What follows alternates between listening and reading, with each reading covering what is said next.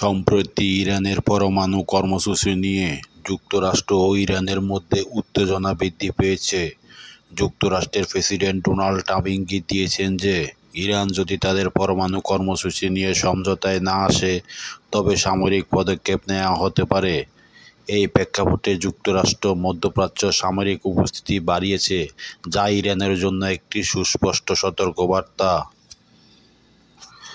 Pentagon ঘোষণা করেছে যে তারা F-35 যুদ্ধবিমান, B-2 বোমারু বিমান, প্রিডেটর ড্রোন এবং দুটি বিমানবাহী রণতরী USS হ্যারি এস ট্রুম্যান এবং USS কার্ল ভিনসন মধ্যপ্রাচ্যে মোতায়েন করেছে। এই পদক্ষেপের উদ্দেশ্য হল ইয়েমেনে হুতি বিদ্রোহীদের বিরুদ্ধে অভিযান সমর্থন করা এবং ইরানের সম্ভাব্য আগ্রাসন প্রতিহত করা।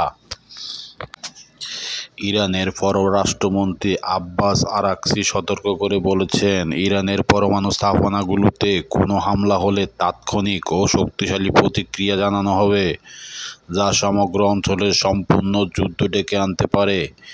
তিনি আরও বলেন, ইসরায়েল ও যুক্তরাষ্ট্র যদি ইরানের পরমাণু স্থাপনাগুলোতে হামলা চালায় তবে তা হবে ইতিহাসের বড় ভুলগুলোর একটি। এই পরিস্থিতিতে যুক্তরাষ্ট্র ও ইরানের মধ্যে কূটনৈতিক সমঝোতার সম্ভাবনা কমে যাচ্ছে এবং সামরিক সংঘাতের আশঙ্কা বাড়ছে।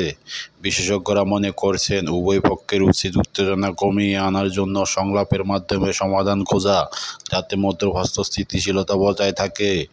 Tofazzal Hossain, TV channel 24, Tehran, Iran.